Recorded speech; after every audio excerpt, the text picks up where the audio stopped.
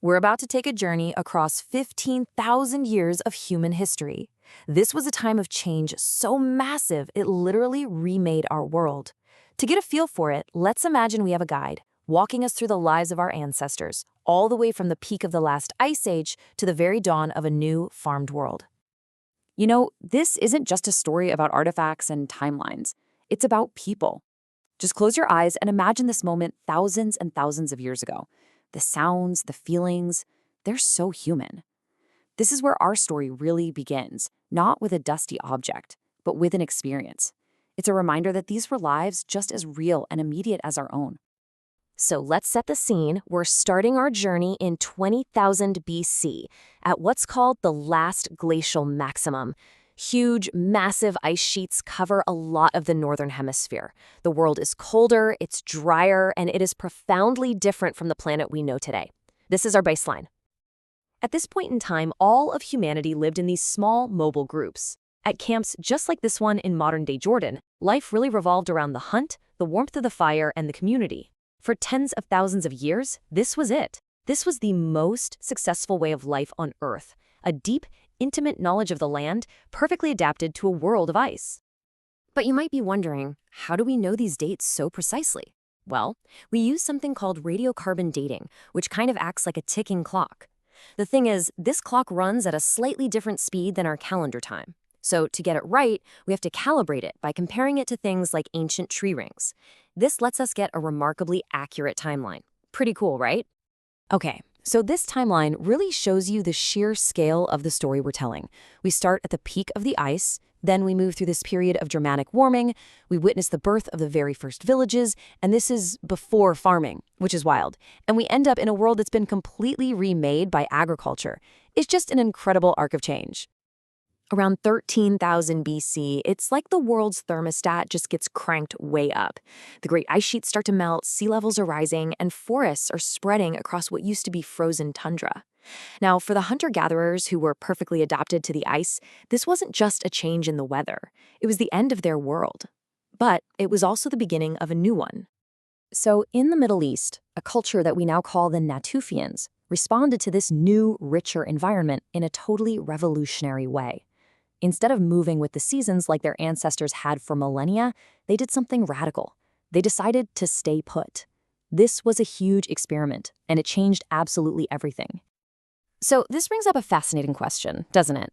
We tend to think that villages and farming have to go together, but the Natufians built permanent homes and communities thousands of years before anyone planted the first domesticated crops. So what did that life actually look like? Well, it turns out it was surprisingly complex. The Natufians didn't just build the first villages. They also created the first cemeteries, which suggests a whole new relationship with their ancestors and their land. They set up trade networks for exotic goods like shells and obsidian.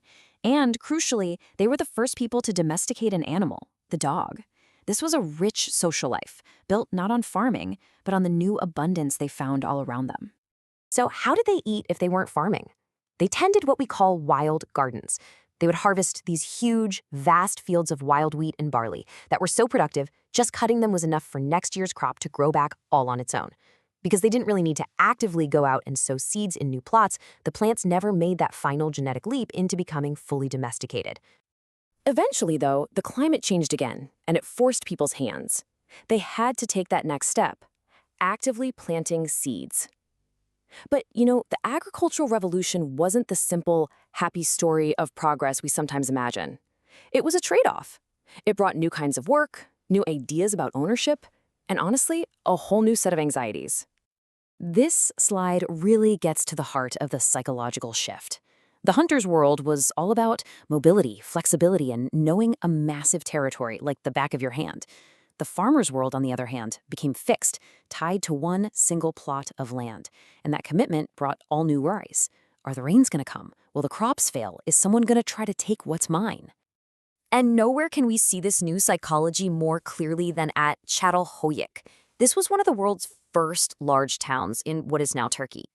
And when you look at the architecture, it doesn't really speak of confidence or expansion. It feels defensive, anxious.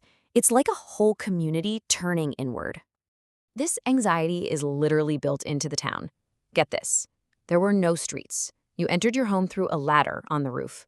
The houses are all weirdly uniform, almost identical, and inside, the walls are decorated with these paintings of massive bulls and human hands that feel more like warnings than decorations. People even kept the plastered skulls of their ancestors in their homes, physically bringing the past into the present in this really intense way.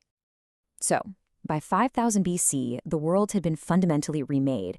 But, and this is really important to understand, the story of Çatalhöyük and its anxieties wasn't the only story. The shift from hunting to farming was a global process, and it unfolded in many different ways, on many different timelines, all across the planet. This table just illustrates that diversity perfectly. In Western Asia, like we saw with the Natufians, people settled in villages before they started farming. But in Mexico, it was the exact opposite. People started cultivating plants like squash long before they lived in permanent villages. And then you've got Japan, where people invented pottery thousands of years before they ever adopted agriculture. There was no single straight path to the modern world. Let's just pause on that number for a second. 15,000 years. This wasn't some overnight event. It was a vast, slow-moving process spanning hundreds and hundreds of generations. The world we live in today was built on a foundation that was laid over an immense stretch of time. And if there is one key takeaway from all of this, it is this. History is not a straight line.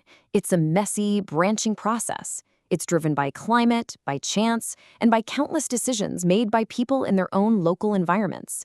The world of 5000 BC wasn't inevitable. It was the product of thousands of different experiments in how to live. And that brings us right back to today. The people of the post-Ice Age world faced dramatic global warming and massive environmental disruption. They responded with an ingenuity that completely reshaped the planet. So now, as we face our own era of rapid planetary change, the question for us remains exactly the same. How will we adapt?